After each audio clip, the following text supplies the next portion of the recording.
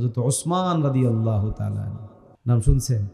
ওসমান রাদিয়াল্লাহু তাআলা আনহুর নাম হলো ওসমান গনি। ওসমান গনি, গনি মানে ধনী। সাধারণ ধনী না, অনেক বেশি ধনী? বেশি ধনী। আরবের মধ্যে তিনি ধনকুব ছিলেন। বিভিন্ন দেশে ব্যবসা ছিল, বিভিন্ন দেশ থেকে মালামাল এনে তিনি বিক্রি করতেন। প্রচন্ড অর্থের সম্পদের মালিক হযরতে ওসমান রাদিয়াল্লাহু তাআলা আনহু, যাকে ওসমান যিন নূরাইন বলা হয়, ওসমান গনি বলা হয়, ধনী ওসমান রাদিয়াল্লাহু তাআলা। স্বাভাবিকভাবে আমাদের যারা ধনবান হয় তারা চিন্তা করে আরো কিছু ধন আমার হওয়া দরকার। সম্পদশালীরা আরো সম্পদ বাড়ানোর ফিকির করেন, ব্যবসায়ীরা আরো ভালো করে ব্যবসা করার ফিকির করেন। ওসমান রাদিয়াল্লাহু তাআলা আনহু ব্যবসায়ী ছিলেন, তো একবার শহর জুড়ে দুর্ভিক্ষ শুরু হলো। ওসমান রাদিয়াল্লাহু তাআলা আনহু সফরে ছিলেন, ব্যবসায়িক সফরে ছিলেন। সফর থেকে আসছেন মালামাল নিয়ে। এখন স্বাভাবিক অন্যান্য সময় মালামাল নিয়ে আসেন, আসার পরে শহরের যে ব্যবসায়ীরা খবর পায় যে হযরত ওসমান রাদিয়াল্লাহু তাআলা আনহু আসছে মাল নিয়ে, চলো মাল কিনি। এবারে ঘটলো সম্পূর্ণ উল্টা। ওসমান রাদিয়াল্লাহু তাআলা আনহু শহরের কাছাকাছি আসতেই সব ব্যবসায়ীরা হুমড়ি খেয়ে পড়ল ওসমান রাদিয়াল্লাহু তাআলা আনহুর কাছে। গিয়ে যেই জিনিসের দাম 10 টাকা এটাকে বলে 20 টাকা, যেটার দাম 20 টাকা এটা বলে 40 টাকা। আচ্ছা, আমরা যদি আমাদের মতো কোনো ব্যবসায়ী হলে সে লালে লাল হয়ে যেত না? জোরে বলেন না। আনন্দিত হয়ে সে লাভঝাপ দিত। আরে 20 টাকার মাল দেখি 40 টাকা বলে, 10 টাকার মাল দেখি 20 টাকা বলে, মানে শতগুণ বেশি। আমাদের দেশে মাঝে মধ্যে এরকম ঘটনা ঘটে না? আরো আসতে বলে, আওয়াজ দিয়ে বলেন না। দেখা যায় পেঁয়াজ 2 দিন আগে নাই দাম বেশি মানে কেমন দাম বেশি? যেই জিনিস 40 টাকা এটা 400 টাকায় গিয়ে কিনতে হয়। এরকম বহু ঘটনা আছে না নাই? তাহলে কত গুণ দাম বাড়িয়ে দেওয়া হলো। এভাবে বিভিন্ন সময় আমাদের ব্যবসায়ীরা প্রতারিত হন, ছোট ব্যবসায়ীরা। আর বড় ব্যবসায়ীরা এগুলো থেকে ধান্দা করে, আর আমরা যারা জনগণ থাকি আমাদের তো কোনো কথাই নেই। হযরত ওসমান গনি রাদিয়াল্লাহু তাআলা আনহু দূর থেকে যখন মালামাল নিয়ে আসলেন, ব্যবসায়ীরা তখন আগ বেড়ে হযরত ওসমানের কাছে গেলেন মালগুলো কেনার জন্য। কিন্তু মালামালের যে দাম এর চেয়ে কয়েক গুণ বেড়ে বেশি করে বলছেন। ওসমান রাদিয়াল্লাহু তাআলা আনহু চিন্তিত হলেন, ব্যাপার কি, ঘটনা কি? এইভাবে প্রত্যেকটা মাল কি কারণে তারা এইভাবে বাড়িয়ে দাম বলছে, তিনি কিছু চিন্তিত হলেন। ওসমান রাদিয়াল্লাহু তাআলা আনহু অসৎ ব্যবসায়ী হলে নিছক শুধুমাত্র সম্পদ কামানোর ধান্দা থাকলে তিনি বরং দাম বাড়িয়ে দিয়ে তাদের কাছে বিক্রি করে আরো ধনাঢ্য হতে পারতেন। কিন্তু আল্লাহর ভয় অন্তরের মধ্যে থাকার কারণে আল্লাহর এই নেককার বান্দা সঙ্গে সঙ্গে চিন্তা করলেন, কি এমন ব্যাপার যার জন্য যেই জিনিসের দাম এত, এটাকে কেন বেশি করে বাড়িয়ে বলা হচ্ছে? হযরত ওসমান রাদিয়াল্লাহু তাআলা আনহু চিন্তার মধ্যে হারিয়ে গেলেন। খবরাখবর লাগালেন, দেখো তো কি অবস্থা, ঠিক কি কারণে ব্যবসায়ীরা আমার কাছে এই মালগুলোর দাম বাড়িয়ে বলছে। ওসমান রাদিয়াল্লাহু তাআলা আনহু খবর পেলেন আসলে মূলত শহর জুড়ে দুর্ভিক্ষ শুরু হয়েছে, এই জন্য ধান্দাবাজ ব্যবসায়ীরা আপনার কাছ থেকে মালামালগুলো কিনে বেশি দামে বিক্রি করার ধান্দায় এই জন্য তারা নিতে চাচ্ছে। হযরত ওসমান রাদিয়াল্লাহু তাআলা আনহু আল্লাহর ভয়ে ভরপুর, আল্লাহর ওলি, ইহতিসাবে নফসওয়ালা, সঙ্গে সঙ্গে সিদ্ধান্ত গ্রহণ করলেন, যেহেতু শহর জুড়ে দুর্ভিক্ষ শুরু হয়েছে, অতএব আমি আর কারো কাছে মাল বিক্রি করব না, কম দামেও না বেশি দামেও না, বরং আমি সমস্ত সম্পদগুলো শহরবাসীর জন্য আমি দান করে দিলাম। আরো আসতে বলেন, জোরে বলেন না সুবহানাল্লাহ। আল্লাহু আকবার, জোরে বলেন আল্লাহু আকবার। হাজিরিন, একটু ভাবুন না, 2025 শেষ হলো, আপনি যদি ব্যবসায়ী হয়ে থাকেন, ব্যবসাও তো মানুষ হিসেব করে, বাৎসরিক একটা হিসাব, যে এই বছর কত টাকা লাভ হলো, কত টাকা লস হলো। 2025 শেষ হচ্ছে, আপনার আমার জন্য জরুরি হাসিবু ক্বাবলা আন তুহাসাবু, হিসেব লাগানো, আল্লাহর কাছে হিসাব দেওয়ার আগে হায়াতের হিসাব দিতে হবে, রিজিকের হিসাব দিতে হবে, নাজ ও নিয়ামতের হিসাব দিতে হবে। ও ভাই, আমাদের এমন কোনো কাজ নাই যেই কাজের রিপোর্ট আল্লাহ পাক তৈরি করছে। এই জন্যই তো কাল কিয়ামতের মাঠে যখন আমাদের হাতে আমলনামা দেওয়া হবে, তখন আমাদের লোকেরা বলবে, মালি হাদাল কিতাবি লা ইউগাদির সগীরাতাও ওয়ালা কাবীরাতান ইল্লা আহসাহা। সেই দিন লোকেরা আমলনামা হাতে পাওয়ার পরে চিৎকার করে কান্নাকাটি করলে বলবে, মালি হাদাল কিতাব, কি হলো এই কিতাবের, লা ইউগাদিরু সগীরাতাও ওয়ালা কাবীরাতান ইল্লা আহসাহা। এই কিতাব দেখি আমাদের কাছ থেকে ছোট বড় কোনো জিনিসই এর মধ্যে লেখা ছাড়া বাদ নাই, সব লিপিবদ্ধ হয়ে আছে। ও মুসলমান, আমাদের বিষয়গুলো বড় বোঝা জরুরি। আমি 25 বছর সময় পার করেছি, 26 বছর পার করেছি। আপনি আমি হ্যাপি নিউ ইয়ার বলবো, আজকে আমি হ্যাপি বার্থডে বলবো, আজকে আমি বর্ষ পালন করব, বর্ষ উদযাপন করব। এই করার আগে আমার চিন্তা করা দরকার, আমার আল্লাহ আমাকে কি কি কাজ করতে বলেছেন, কি কি কাজ ছাড়তে বলেছেন, আমি যাবতীয় দিক বিবেচনায় নেক করেছি কিনা, ভালো করেছে কিনা। বান্দা যখন এই আমলনামার হিসেবগুলো করবে, তাহলে সেই কোনো দিন আর পাপিষ্ট হতে পারবে না। কিন্তু আমাদের সমাজে মানুষজন আমরা পাপিষ্ট হয়ে উঠি এই আঞ্জামের হিসেব না থাকার কারণে। আমি আমার আল্লাহর কাছে গিয়ে দাঁড়াবো, এই হিসাব আমার হৃদয়ে ধারণ করতে না পারার কারণে আমি ক্ষতিগ্রস্ত হচ্ছি। কি বলেন, ঠিক না বেঠি? এই জন্য হাজির আমাদের জন্য অত্যন্ত জরুরি, অত্যন্ত জরুরি। 31st নাইট পালনের চেয়েও আপনার আমার সামনে এই হিসেব লাগানো জরুরি, যে আমি কতটুকু কাজ করছি, কতটুকু ভালো, কতটুকু মন্দ। আমি আমার আল্লাহর সামনে যে দাঁড়াবো, আল্লাহ যদি আমাকে ধরে বসে, আচ্ছা তোমাকে আমি 20 বছর সময় দিছিলাম, কি কাজে লাগাইলা, হিসাব দেওয়া যাবে? আমাদের একজন বুজুর্গ আলেম উদাহরণ দিয়ে বলেছিলেন, ধরুন আশুলিয়া বাজারে স্বর্ণের টাকা ছিটিয়ে দেওয়া হয়েছে, স্বর্ণের যেই মুদ্রা ছিটিয়ে দেওয়া হয়েছে, সময় দিছে 3 দিন, যে যা পারেন তা নেন। বলেন তো এই এলাকায় কোনো মানুষ বাদ যাবে? আরো আসতে বলেন, কোনো মানুষ বাদ যাবে? সব সিরিয়াল ধরবে, স্বর্ণ মুদ্রা, তাও যার যা মনে চায় সব আনা যাবে, সুযোগ কে ছাড়বে? যে না আনবে মানুষ বলবে তুই এটা বোকা মানুষ। সুযোগ গেছে একটা, 3 দিন আমাদেরকে স্বর্ণ মুদ্রা যা ইচ্ছা তা আনতে গেছে। আর কেউ কেউ আনার পরে যখন দেখবে আরো রয়ে গেছে, ইস রে যদি আর 2টা দিন সময় পাইতাম। আফসোস করবে না করবে না? জোরে বলে, আওয়াজ দিয়ে বলেন, করবে না করবে না? আফসোস করবে। মুসলমান ভাইরা আমার, আমাদের কাছে স্বর্ণ মুদ্রার দাম আছে, আমাদের কাছে রূপ্য মুদ্রার দাম আছে, আমাদের কাছে টাকা পয়সার দাম আছে। এই জন্য কোথাও টাকা পয়সা যদি কেউ ফ্রি দিয়ে দেয়, স্বর্ণ মুদ্রা ছিটায়া দেয়, আর যদি বলা হয় যার যা ইচ্ছা সব এখান থেকে নিতে পারো, মানুষজন সিরিয়ালি সেখান থেকে নিতে থাকবে, বরং মারামারি করার সম্ভাবনাও আছে না? না, কবের জানি একটা ঘটনা আমার মনে পড়ে, আপনাদের মনে আছে কিনা জানি না।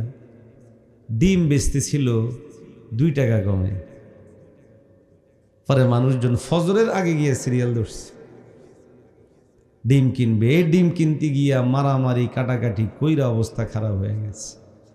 আছে না নাই?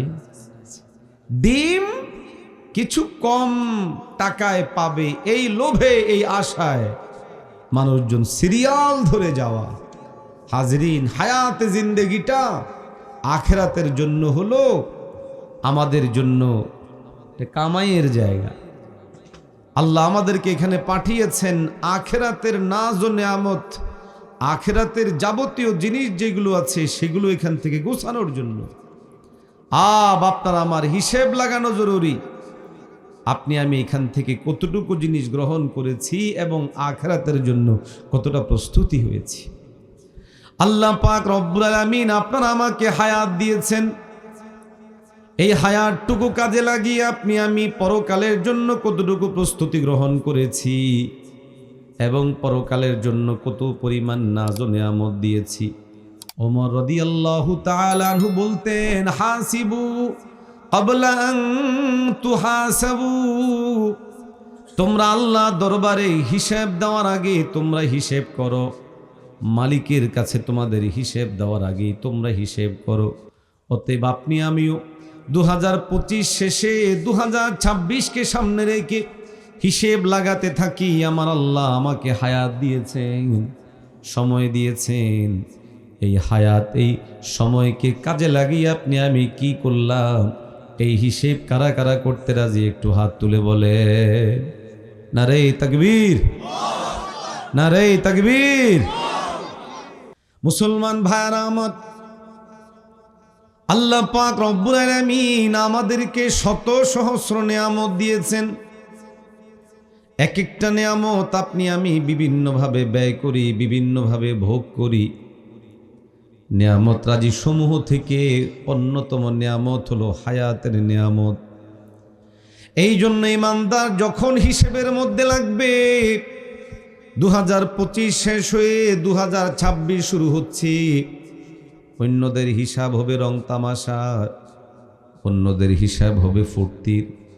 অন্যরা কেক কাটবে, বর্ষ পালন করবে, এটা করবে সেটা করবে, আর ইমানদার চিন্তা করবে আমার আল্লাহ আমাকে হায়াত দিয়েছেন, আমার আল্লাহ আমাকে জিন্দেগি দিয়েছেন, আমি আমার মালিকের এই নিয়ামতের কি শুকরিয়া আদায় করলাম। ইমানদার বান্দা এই চিন্তা করতে করতে পেরেশান হয়ে যাবে। নিয়ামতের শুকরিয়া আদায় করা দরকার আছে না নাই? আল্লাহ সাফ বলেছেন, নিয়ামতের শুকরিয়া আদায় করো, আমি রব নিয়ামত বাড়ায় দিব, হয় সংখ্যায় পরিমাণে অথবা বরকতে বাড়ায় দিবেন আল্লাহ বলেছেন। এই জন্য আপনি আমি বর্ষ পালনের ক্ষেত্রে ওদেরটা ফলো করা নয়, বরং 2025 শেষ হলো, 26 শুরু হবে। আমি শামসুদ্দোহা আমার জায়গা থেকে চিন্তা করব, 86তে জন্ম, আজকে আমার 26-এ পড়বে, তার মানে আমি 40-এর কাছাকাছি পৌঁছে যাচ্ছি। আমি এই হায়াতে আমি আমার রবের কতটুকু কাছাকাছি গেলাম, কতটুকু নেক কাজ করলাম, এই হিসেব করা আমার জন্য জরুরি। আওয়াজ দিয়ে বলে ঠিক না বেটি? মুসলমান ভাইরা আমার, অতএব বর্ষ পালনে, বর্ষ উদযাপনে পশ্চিমাদের কিংবা ইহুদি নাসারাদের কালচার নয়। আপনার আমার জন্য জরুরি হলো কোরআন সুন্নাহর আলোকে ফিকির করা। আল্লাহ পাক আমাকে হাজারো নাজ ও নিয়ামত দিয়েছেন। অন্যতম নিয়ামত হলো হায়াতের নিয়ামত। আমি আমার মাওলার পক্ষ থেকে এই নিয়ামত পেয়ে আজ আমি 40-এর কোঠায় পা দিয়েছি। কেউ 30-এর কোঠায়, কেউ 40-এর কোঠায়, কেউ 50-এর কোঠায়, কেউ 45, কেউ 35। যার যতটুকু হায়াত আল্লাহ পাক আমাকে দিয়েছেন, আপনাকে দিয়েছেন, আমাদের সবার জন্য জরুরি হলো এই হিসেব লাগানো। আমি আমার মালিক থেকে প্রাপ্ত এই হায়াতটাকে কি কাজে লাগালাম, কতটুকু নেক করলাম, কতটুকু বদ করলাম, এই হিসেব করা আমাদের জন্য দরকার আছে না? না, বড় সাফ কথা। বর্ষ শেষ হচ্ছে তো আমার মাথায় প্রথম আসবে আমি আমার মালিকের এই নিয়ামতের শুকরিয়া আদায় করলাম কিনা। নিয়ামতের শুকরিয়া আদায় দুভাবে হয়। এক, বিতালাফুজ, আমি শব্দ উচ্চারণের মাধ্যমে শুকর আদায় করলাম। আরেকটা হচ্ছে নিয়ামতটা আমাকে যে জন্য দেওয়া হয়েছে আমি ওই কাজ করে এই নিয়ামতের শুকরিয়া জ্ঞাপন করলাম। জুতুর যে কোনোভাবেই হোক আমার অবশ্যই সেটা করা চাই। হায়াতের নিয়ামত এমন, এটা শুধুমাত্র আলহামদুলিল্লাহ আল্লাহর শুকরিয়া আদায় করি এভাবে বললে হবে না, বরং হায়াত কাটানোর জন্য আল্লাহর পক্ষ থেকে নির্দিষ্ট দিক নির্দেশনা আছে না নাই? মুসলমান ভাইরা আমার, অত্যন্ত দুঃখ এবং পরিতাপের বিষয় হলো এই, আপনি আমি আল্লাহর পক্ষ থেকে প্রাপ্ত এই নিয়ামতকে মোটেও ভালোভাবে কাজে লাগাই না, লাগাতে পারি না কিংবা লাগাই না। আপনি আমি আনন্দ করি, ফুর্তি করি। বহু মানুষ আমাদের সমাজের মধ্যে এমন আছেন যারা জন্মবার্ষিকী পালন করেন, জন্ম দিবস পালন করেন, এমনকি নেতা খেতা হলে মারা যাওয়ার পরেও জন্মদিবস পালনের প্রবণতা আছে না না? আরো আসতে কান আওয়াজ দিয়ে বলেন না, আছে না নাই? মারা গেছে লোক এটা 5 বছর আগে, এবারে 5 বছর পরেও জন্মবার্ষিকী পালন করে। আরে কিরে মারাই তো গেল, আবার বার্ষিকী পালন? এমনিতে তো বার্ষিকী পালন করে কি লাভ? আফসোস বিষয় হলো আমাদের যারা দিনদার আলেম শ্রেণীদের মধ্যে পর্যন্ত ইদানিং সময় এই বার্ষিকী পালনের প্রবণতা। একজন আমার জিজ্ঞাসা কয়, আপনি বিয়ে বার্ষিকী কবে? Marriage day. ম্যারিজ ডে মানে যেদিন বিয়ে করলাম এই দিন এটারে পালন করার নাম কি? ম্যারিজ ডে, বিয়ে বার্ষিকী। তাই বললাম যে আমার ম্যারিজ ডে দিয়ে তোমার কি কাজ? কয় না, অনেকেই তো ম্যারিজ ডে পালন করে। আচ্ছা, বিয়ে বার্ষিকী পালন করলে কি লাভ? একটু হতে পারে সর্বোচ্চ নিজের বিবিরে বলা যেতে পারে খুশি করার জন্য তোমারে বিয়ে করলাম যে 1 বছর হইল, কিন্তু এটাকে দিবস আকারে পালনের কি হয়? জন্মতে বার্ষিকী, মৃত্যুতে বার্ষিকী, কত রকমের কত বার্ষিকী পালন সমাজের মধ্যে আছে না না? তা আমরা খুশি হই, কেক কাটি, মজা করি, ফুর্তি করি, হিসেব করি না, শুকরিয়াও করি। এই জন্য একজন আল্লাহওয়ালা কবি সুন্দর করে আবৃত্তি করে বলেন, ক্বালা আশ-শাইর ইয়াসুরুন নাসু মা যাহাবাল লায়ালি ওয়ালাকিন যিহাবাহুন্না লাহু যিহাবা। ইয়াসুরুন নাসু মা যাহাবাল লায়ালি ওয়ালাকিন যিহাবাহুন্না লাহু যিহাবা। আল্লাহওয়ালা কবি বলেন, মানুষ খুশি হয়, আনন্দিত হয়, ফুর্তি করে। কেন করে? রাত দিন অতিক্রান্ত হয়ে তার বয়স বাড়ে, এই জন্য সে ফুর্তি করে। কবি বলেন, ওয়ালাকিন যিহাবাহুন্না লাহু যিহাবা। কবি বলেন, অথচ এই লোকটার জানা দরকার যে হায়াত তার চলে গেল, এটা চলেই গেল, আর কোনোদিন ফিরে আসবে? আর আসতে বলেন, আমাকে আল্লাহ যে হায়াত দিয়েছেন, হায়াত শেষ, ফুরিয়ে গেল, এই হায়াত আর কোনোদিন ফিরে আসবে না, আমি পাবো না, আমি নিশ্চিত। আমাদের চিন্তার জায়গা আল্লাহওয়ালাদের চিন্তার জায়গা। আমি চিন্তা করি, আমি খুশি, ভাই হায়াত বাড়ে না কমে?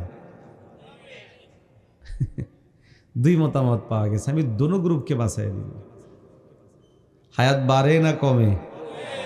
বাড়ে না? তাহলে ভুল হয়ে গেল। হায়াত যেহেতু প্রথমবারে এক পক্ষ বলছিল বাড়ে, আরেক পক্ষ বলছিল কমে, আমি ওইটার উপরে ধরে রাখি। হায়াত একদিক বিবেচনা করলে বাড়ে, আরেক দিক বিবেচনা করলে। আমাকে মাওলানা আতাউল্লাহ সাহেব এখানে আসার জন্য, আমাদের ভাতিজা খুব মহব্বতের, তো এখানে আসার জন্য আমাকে বললো যে গুগল লোকেশন দিব, তো দিয়ে দিল গুগল লোকেশন। এখনকার সময় এটা সবচেয়ে সহজ। তো আমি আমার মসজিদ ধানমন্ডি সায়েন্স ল্যাব থেকে বের হয়ে ক্লিক করলাম, তো আমাকে দেখালো যাইতে 1 ঘন্টা লাগবে, এই কয় কিলো। তো ধরুন ধানমন্ডি থেকে যদি এখানে 35 কিলো হয়, আমাকে 35 কিলো দেখিয়েছে। এখন যখন আমাদের গাড়ি চলা শুরু করেছে, মোবাইলের যে অ্যাপস, ওখানে কিলোমিটারের সংখ্যাটা কি বাড়ছে না কমছে? আরো আসতে কার আওয়াজ দিয়ে বলেন। আর আমার গাড়ির মধ্যে যে মিটার লাগানো আছে এটা বাড়ছে না কমছে? সুবহানাল্লাহ। তার মানে আপনারা যারা বলেছিলেন হায়াত বাড়ে এটাও ঠিক, যারা বলেছিলেন কমে এটাও ঠিক। আমাদের হায়াত বাড়ে সংখ্যায়, আমাদের হায়াত কমে আমাদের জন্য বরাদ্দ যেটা সেখান থেকে বাস্তবে কমে। আওয়াজ দেন ঠিক না বেঠিক? মুসলমান ভাইরা আমার, এই জন্যই তো আল্লাহওয়ালা কবি, পারস্য কবি ফার্সিতে বড় সুন্দর করে বলেছেন, চেহেল সালে উমরে আজিজত গুজাশত মেজাজে তু আজহা লেতে ফিলি নাগাশত। কবি বলেন 40টা বছর তোমার অতিক্রান্ত হয়ে গেছে, তোমার জিন্দিগি থেকে 40টা বিশেষ নিয়ামত শেষ হয়ে গেল।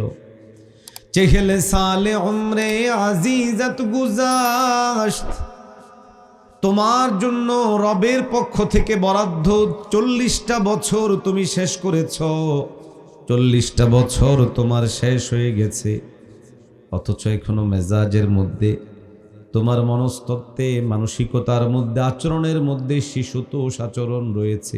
এমন বহু মানুষ সমাজের মধ্যে আছে না নাই?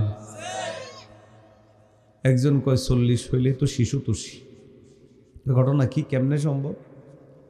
তো কারণ হলো ইদানিংকালে নিজে প্রতিষ্ঠিত হব তারপরে বিয়ে করব, এই এক পার্টি আছে না নাই? এই গ্রুপের কাছে কোনোদিন মেয়ে বিয়ে দিবেন না, কারণ ওই প্রতিষ্ঠিত হইতে হতেই 40 বছর পার করে ফেলে। তো 40 বছর পরে হে যখন প্রতিষ্ঠিত হয়, তো তার কাছে যে মেয়ে বিয়ে দিবেন এটার হক নষ্ট হবে। আরো আসতে বলেন ঠিক নাকি বাড়ি যেয়ে বলবেন ঠিক? এখানে যাদের বয়স ভালো তারা বুঝেছেন আমি কি বুঝাতে চাই। আরে 40 হয়ে গেলে ওটা আর বিয়ে শাদী করা দরকার কি? কথা বোঝেননি? নবীজি যে হায়াতে বিয়ে করেছে ওই হায়াতটাই সবচেয়ে পারফেক্ট হায়াত, ওই সময় বিয়ে করা জরুরি।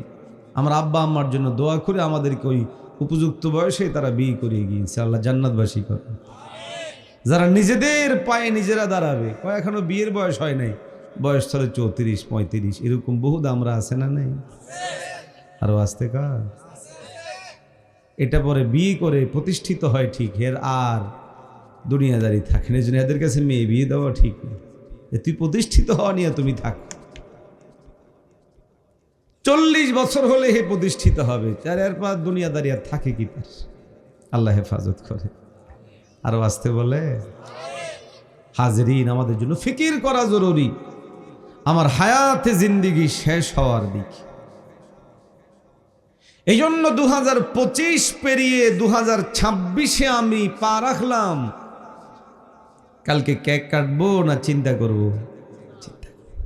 হযরত ওমর রাদিয়াল্লাহু তাআলা আনহু খুতবার মধ্যে উঠলেই দুটো বিষয় বারবার গুরুত্ব দিয়ে খুতবার মধ্যে বলতেন। ক্বালা ওমর হাসিবু ক্বাবলা আন তুহাসাবু। হযরত ওমর রাদিয়াল্লাহু তাআলা আনহু বারবার বলতেন হাসিবু ক্বাবলা আন তুহাসাবু,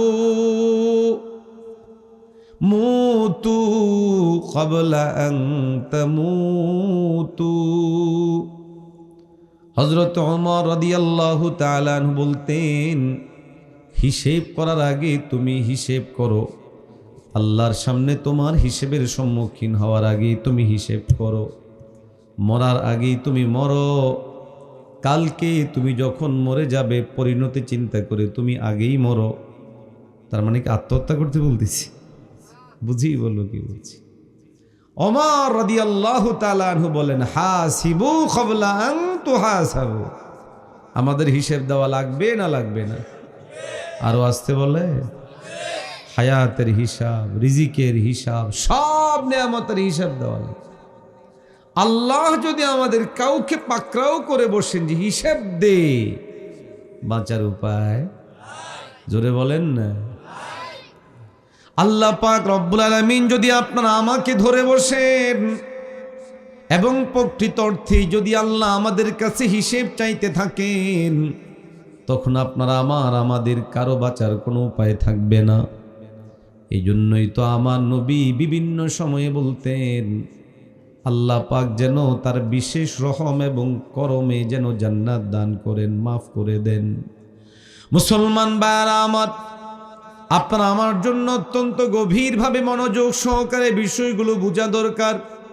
খলিফাতুল মুসলিমিন হযরতে ওমর রাদিয়াল্লাহু তাআলা আনহু বিভিন্ন সময়ে খুব বলিষ্ঠ উচ্চারণ করে বলতেন, হাসিবু ক্বাবলা আন তুহাসাবু।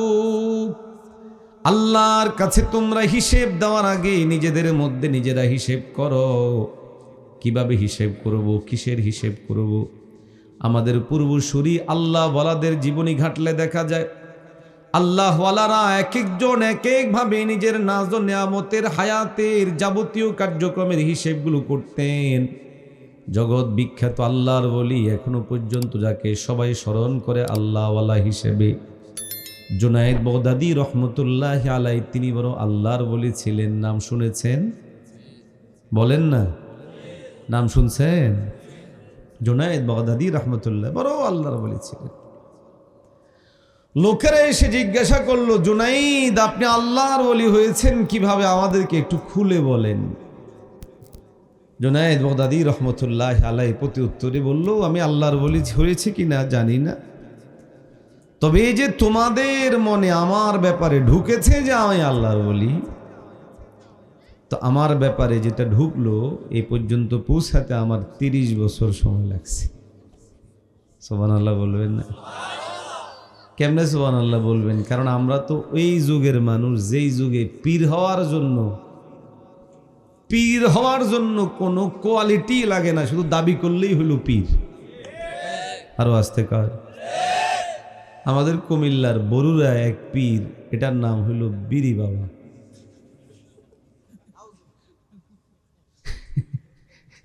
কি বাবা? আপনাদের কি মনে হয় আমি বুয়া কথা বলেছি? মোবাইলে সার্চ দিলে পাবেন। এখন সার্চ দিবেন না, বাড়ির যাওয়াই দিবেন। এখন দিলে তো ওটার মধ্যে এই মোবাইল সার্চ দিচ্ছে নাকি? এখন সার্চ করা যাবে না, বাসায় গিয়ে করবেন। বিরি বাবা লিখলে শয়তানের নাম চলে আসবে সামনে। আছে না নাই?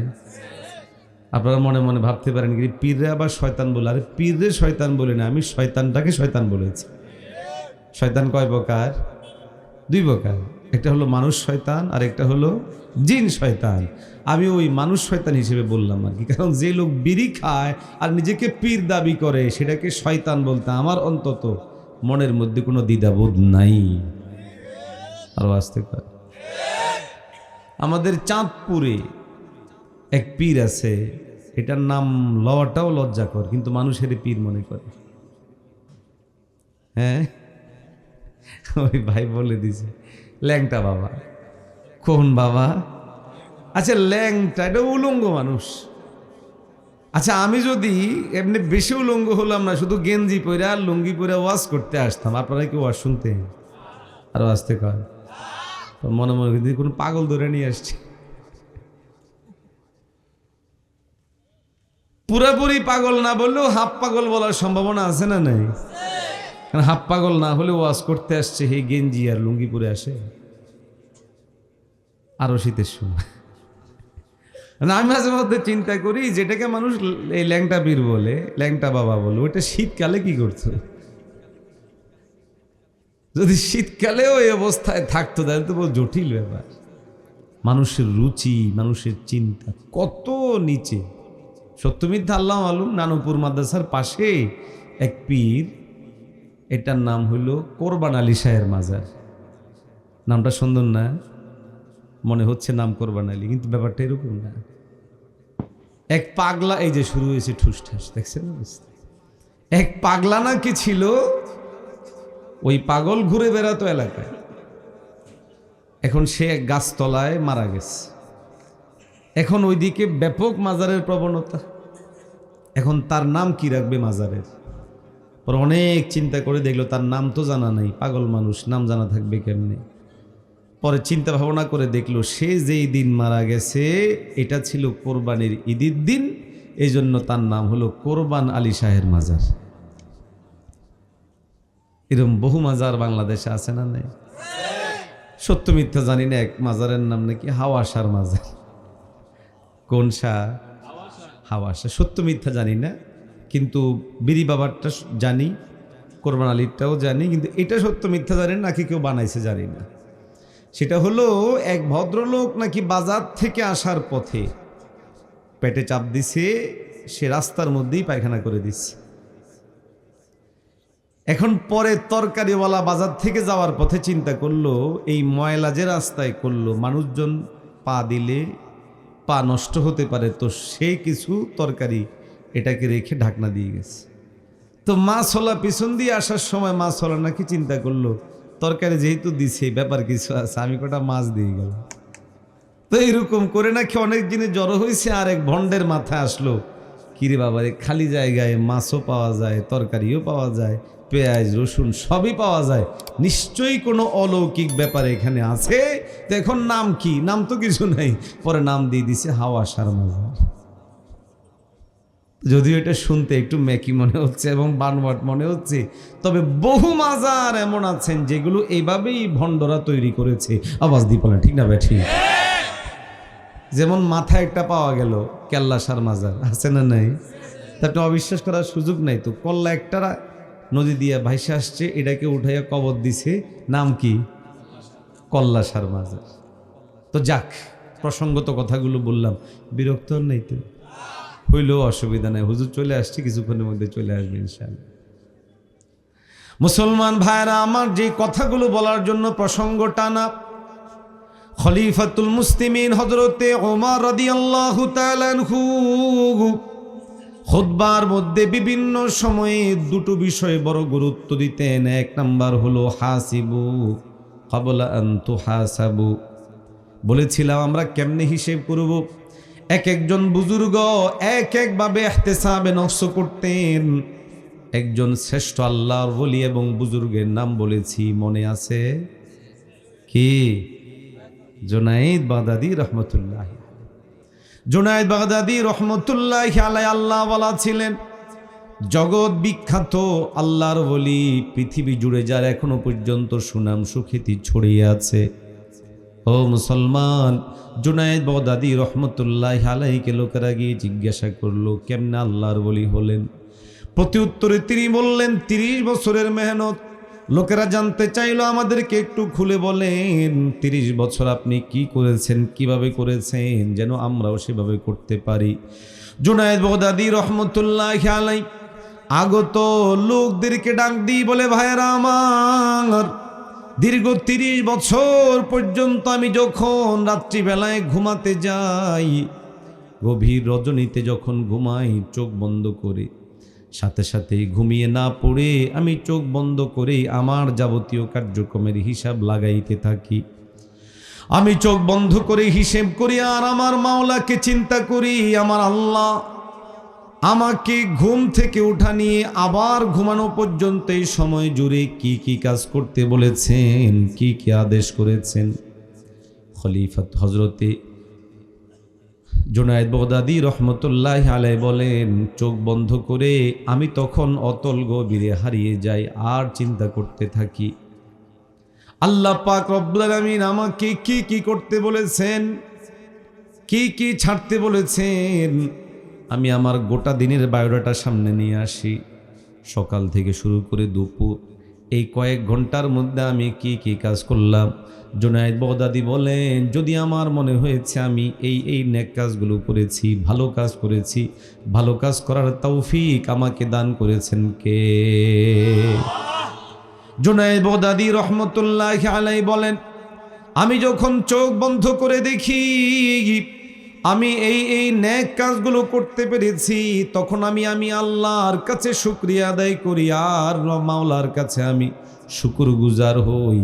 ততক্ষণ পর্যন্ত শুকরিয়া আদায় করি যতক্ষণ আমার দিল প্রশান্ত না হয়ে যায় আমার আল্লাহ আমার উপরে সন্তুষ্ট হয়ে গেছেন।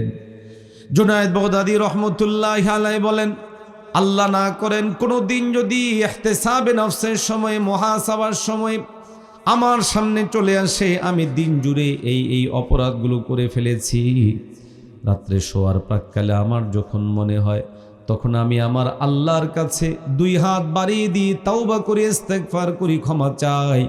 যতক্ষণ না আমার দিল সাক্ষ্য দেয় আমার আল্লাহ আমাকে ক্ষমা করেছেন, ততক্ষণ পর্যন্ত আমি আমার আল্লাহর কাছে কান্নাকাটি করতে থাকি।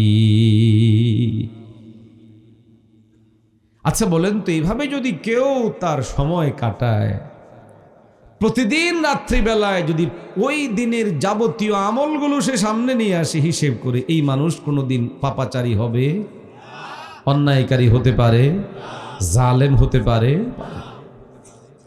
মানুষের হৃদয়ে যখন তাকওয়া তৈরি হবে, তাকওয়া তৈরি হওয়ার মাধ্যম ইহতিসাবে নফস, আমি কি করছি, কেন করছি।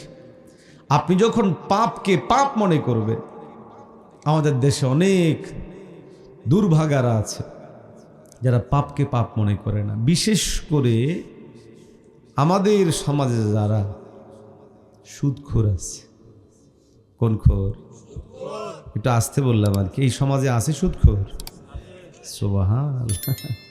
সুদখোর যারা সুদ খায়, এরা এই পাপটাকে পাপ মনে করে। আর এর পিছনে বড় দায়ী হলো আমাদের রাষ্ট্রীয় ব্যবস্থাপনা। কেন? কারণ রাষ্ট্রীয়ভাবে সুদটা অবৈধ। অবৈধ না বৈধ? দেখছেন, অবৈধ করতে করতে আমার মুখ দিয়ে অবৈধ বের হচ্ছিল, কিন্তু রাষ্ট্রীয়ভাবে আমাদের আসলে সুদ বৈধ না বৈধ? অবৈধ না, বৈধ। রাষ্ট্রীয়ভাবে সুদ বৈধতার কারণে সামাজিকভাবে যারা সুদখোর, এরা মনেই করে না যে কোনো পাপ করি। অথচ সুদ কি ছোট পাপ না বড় পাপ? আরো আসতে কার, জোরে বলেন না। এই পাপের তো অনেক গুনাহের কথা আছে কোরআনুল কারীমে বর্ণিত। মোটা দাগে এই পাপের একটা প্রায়শ্চিত্ত হলো, আল্লাহ বলেন তোমাদের মধ্যে যারা সুদখোর, সুদি লেনদেন করো, তারা আল্লাহ এবং তার রাসূলের বিরুদ্ধে যুদ্ধে লিপ্ত আছে। যদি বলেন ঠিক না ভাই? ঠিক। আল্লাহর সাথে যুদ্ধ করে কে কোনোদিন টিকতে পারে? টিকতে পারবে? এই জন্য আমাদের অর্থনৈতিক অবস্থা ভালো হয় না, হওয়ার সম্ভাবনাও নাই। কারণ আল্লাহর সাথে যুদ্ধরত বান্দারা কোনোদিন ভালো করবে এটা হতে পারে? আওয়াজ দিয়ে বলেন না, পারে? তো মানুষ যখন পাপকে পাপ মনে করে আর আমি কি করছি, কেন করছি হিসেব লাগায়, তখন সে জালেম হয় না। পৃথিবীতে মানুষ জালিম হয়ে ওঠে, পাপিষ্ঠ হয়ে ওঠে, অপরাধী হয়ে ওঠে মৌলিকভাবে যে কয়েকটা জিনিসকে পেলে। এর মধ্যে অন্যতম হলো ক্ষমতা, দ্বিতীয় নাম্বার হলো সম্পদ। এজন্য দেখবেন পৃথিবীতে যত পাপিষ্ঠ বড় বড় প্রসিদ্ধ আছে, এর মধ্যে ক্ষমতাধরদের সিরিয়াল 1 নাম্বার। কয় নাম্বারে? আরো আসতে বলেন, কয় নাম্বারে? কারণ ক্ষমতার পাওয়ার এটা এত মজবুত। ধরেন আমি যদি কালকে এমপি হয়ে যাই, আলাদা একটা ভাব তৈরি হবে না? থানার ওসি ফোন দিবে, স্যার এলাকার বড় বড় ভাবসাওয়ালারা আয়সা হাজির হবে, ভাই স্যার, ও স্যার এটা করেন সেটা করেন, বিভিন্ন একটা ভাবসাব। কি বলেন ঠিক না? দেখেন না আমাদের আল্লাহ আলম সত্য মিথ্যা জানি না, বিগত সময়ে যে সমস্ত পাওয়ারওয়ালাদের পাওয়ার আমরা দেখেছি, এক একজনের ভাবসাব, আরে বাবা রে বাবা, কি বলেন, কঠিন অবস্থা, জটিল অবস্থা। তারা বিভিন্নভাবে বিভিন্ন সময়ে আমাদের অনেক লোকদেরকে ক্ষতিগ্রস্ত করেছে। তো পৃথিবীতে ক্ষমতাবান হওয়া এটা মানুষ জালেম হওয়ার অন্যতম একটা মাধ্যম। ফেরাউন, অমুক তমুক অনেকের নাম আপনি বলতে পারবেন, যাদেরকে ভ্রষ্ট করেছে, পথচ্যুত করেছে তাদের এই ক্ষমতার মোহ এবং ক্ষমতা প্রাপ্তির পর চেয়ারের বলের কারণে ওরা ভাবতো আমি মনে হয় আর জিন্দিগিতে কোনোদিন মারা যাব না, কিচ্ছু আমার হবে না, এই জন্য দুনিয়ার সব জুলুম তারা করতো। আওয়াজ দিয়ে বলে ঠিক না বেটি? কিন্তু ভাইয়ারা আমার, যখন কারো হৃদয়ের মধ্যে আল্লাহর ভয় ঢুকে যাবে, যখন কেউ নিয়মিত ইহতিসাবে নফস করবে, মুহাসাবা করবে, তখন তার অন্তর তৈরি হবে, প্রস্তুত হবে। মুসলমান ভাইয়ারা আমার, প্রচণ্ড ক্ষমতার মালিক হওয়ার পরেও এই ক্ষমতা যাদেরকে পথচ্যুত করেনি, যাদেরকে বিচ্যুত করেনি, তাদের মধ্যে অন্যতম হলেন হযরতে ওমর রাদিয়াল্লাহু তাআলা আনহু। জগতের মধ্যে যারা অনেক বিশাল অঞ্চল নিয়ে রাজত্ব করেছেন তাদের মধ্যে অন্যতম হযরতে ওমর রাদিয়াল্লাহু তাআলা আনহু। বিশাল রাজত্বের মালিক, বিশাল পাওয়ারের মালিক, বিশাল ক্ষমতার মালিক, কিন্তু এত সত্ত্বেও কোনোদিন পথচ্যুত হননি, পথ হারা হননি। বরং ইতিহাস বলে হযরতে ওমর রাষ্ট্র পরিচালক হওয়ার আগে এবং পরের অবস্থান সম্পূর্ণ ভিন্ন। ওমর রাদিয়াল্লাহু তাআলা আনহু রাষ্ট্রনায়ক হওয়ার আগ পর্যন্ত মানুষ হযরতে ওমরের ভয়ে থরথর করে কাঁপত। না জানে ওমর চলে আসে, না জানে ওমর কিছু বলে ফেলে, না জানে ওমরকে দেখে ফেলে। ওমর রাদিয়াল্লাহু তাআলা আনহুকে নিয়ে বহুল প্রচলিত কথা, তিনি যে রাস্তা দিয়ে যেতেন ওই রাস্তা দিয়ে শয়তান পর্যন্ত প্রবেশ করত না। এমন মানুষ, শরীরও ছিল অনেক বড়, হাজার মানুষ একসাথে দাঁড়ালেও ওমর রাদিয়াল্লাহু তাআলা আনহুকে আলাদা চেনা যেত যে যা ওমর, ওমর আসতেছে, ও দেখা যায় মাথা উঁচাটা, সেটা ওমর। সাহসী অনেক মানুষ দেখা যায় এমনি অনেক স্বাস্থ্যবান, সাহস নাই, হেরে পেশাব করতে বাইরে লোক আমার ডর লাগে, আছে না নাই? কিন্তু উনি যেমন স্বাস্থ্যবান ছিলেন, তেমন সাহসী ছিলেন, তেমন তীরন্দাজ ছিলেন এবং অস্ত্র চালনা করতে পারতেন, যোদ্ধা ছিলেন, সৈনিক ছিলেন। তো সবাই ভয় পাইত ওমর রাদিয়াল্লাহু তাআলা আনহুকে। কিন্তু আল্লাহর বড় কুদরত, তিনি যখন রাষ্ট্রনায়ক, অর্ধ জাহান যার কথায় ওঠে বসে, সে ওমর রাদিয়াল্লাহু তাআলা আনহুকে ক্ষমতা পথচ্যুত করেনি, ক্ষমতা ওমর রাদিয়াল্লাহু তাআলা আনহুকে বিচ্যুত করেনি, বরং ক্ষমতা পাওয়ার পর তিনি আল্লাহর আরো নিকটবর্তী বান্দা হয়ে গেছেন। যদি বলেন ঠিক না ভাই ঠিক? মুসলমান ভাইরা আমার, ঐতিহাসিক ঘটনা আপনাদেরও জানা, জাস্ট আমি শুধু এতটুকু জিকির করে আলোচনা করে আপনাদেরকে আবার একটু নবায়ন করে দিচ্ছি, স্মরণ করাইয়া দিচ্ছি। আপনাদের নিশ্চয়ই মনে আছে সেই ঐতিহাসিক ঘটনা, ওমর রাদিয়াল্লাহু তাআলা আনহুর সাথে ওই যে এক মহিলার গল্প, যেই মহিলা বলেছিলেন কাল কিয়ামতের মাঠে আমি খলিফাতুল মুসলিমিনকে ধরব, কেন আমার বাসার মধ্যে খাবার নাই, আমার বাচ্চারা কেন খেতে পারে না।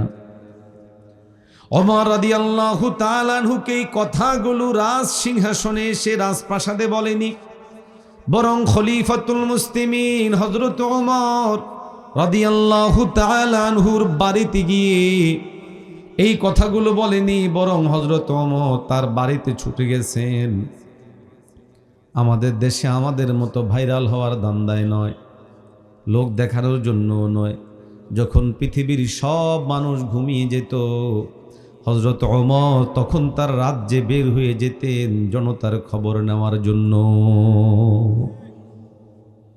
জনতার খবর নেওয়ার জন্য হযরত ওমর বের হয়ে যেতেন, বের হয়ে খবর নিতেন কি অবস্থা, কার কি অবস্থা, কে খাচ্ছে কে খাচ্ছে না, কার কতটুকু খাবার আছে কার না, এই সব খবর নেওয়ার জন্য তিনি বের হয়ে যেতেন। ওই সময় কালীন তিনি মহিলাকে পান, যিনি খালি পাতিলে রান্না করছিলেন, খাবারবিহীন বাচ্চারা ঘুমিয়ে গেছিল। সে ঐতিহাসিক ঘটনা যেটা আমাদের সবার জানা। তো শিক্ষা কি? ক্ষমতা হযরত ওমরকে প্রতাপশালী বানালেও অহংকারী বানায়নি, তাকে প্রচন্ড ক্ষমতা দিলেও আল্লাহ রাব্বুল আলামিন হযরত ওমরকে মুহাসাবার কারণে কাল কিয়ামতে আমি আল্লাহর কাছে কে জবাব দিব, এই জিনিস অন্তরে বুঝ থাকার কারণে ওমর রাদিয়াল্লাহু তাআলা আনহু কোনোদিন এই ক্ষমতার অপব্যবহার,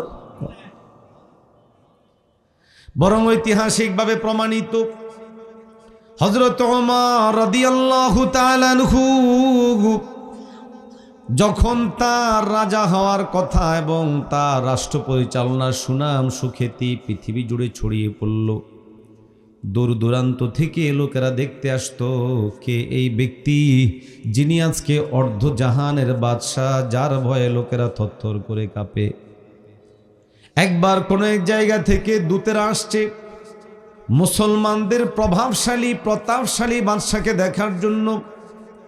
তিনি কেমন কি অবস্থার মধ্যে থাকেন, তার রাজ্য পরিচালনা এবং তার রাজসিংহাসন কেমন, সব কিছু দেখবে। এ মুমিন আসার পরে দেখে লোকদেরকে জিজ্ঞাসা করে কোথায় তোমাদের খলিফাতুল মুসলিমিন। তাদের ধারণা ছিল প্রচণ্ড সুন্দর একটা আলিশান বাড়ি থাকবে, বিভিন্ন ধরনের পাইক পেয়াদা থাকবে, ব্যবস্থাপনা থাকবে। কিন্তু তারা আশ্চর্য হয়ে গেল। আগত লোকদেরকে ওখানকার জানা ছিল, তারা একজন লোকের দিকে দেখায় বলল, ইনি আমাদের খলিফাতুল মুসলিমিন। যার দিকে দেখানো হলো তিনি তখন মরুভূমির মধ্যে শুয়ে আছেন, মাথার নিচে হাত দিয়া শুয়ে রয়েছেন। আগত দূতেরা অবাক হয়ে বললেন, ইনি বুঝি তিনি যার ভয়ে আজকে গোটা অর্ধজাহান পর্যন্ত প্রকম্পিত হয়? কেমনে সম্ভব? আমরা দৃঢ়তার সাথে বলি এটা তখনই সম্ভব যখন অন্তরের মধ্যে ভয় থাকবে কার?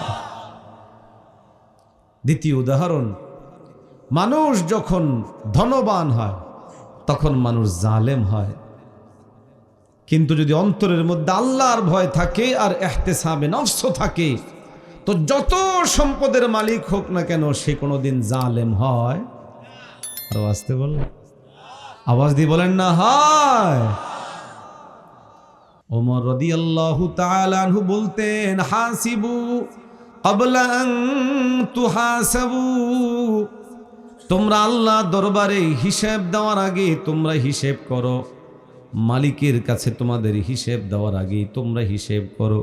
অতএব আপনি আমিও 2025 শেষে 2026কে সামনে রেখে হিসেব লাগাতে থাকি। আমার আল্লাহ আমাকে হায়াত দিয়েছেন, সময় দিয়েছেন, এই হায়াত এই সময়কে কাজে লাগিয়ে আপনি আমি কি করলাম, এই হিসেব কারা কারা করতে রাজি একটু হাত তুলে বলে নারে তাকবীর, নারে তাকবীর। আল্লাহ আমাদেরকে তো কবুল করেন, আরো আসতে করেন। আল্লাহ আমাদেরকে সহি বুঝ দান করেন। হাজরিন, 31st নাইটে পশ্চিমাদের দেওয়া অপকালচারে নিমজ্জিত হওয়া নয়, সাংস্কৃতিক আগ্রাসনে ক্ষতবিক্ষত হওয়া নয়, বরং আপনার আমার জন্য জরুরি হলো ইসলাম আমাকে কি বলে, দিন আমাকে কি বলে, আল্লাহ আমাকে কি বলে, আমরা সেভাবে চলার চেষ্টা করব। পারবো তো? আল্লাহ আমাদেরকে কবুল করেন, আরো আসতে করেন। আল্লাহ আমাদেরকে তৌফিক দান করেন। এই মাহফিলকে আল্লাহ কবুল করে নেন।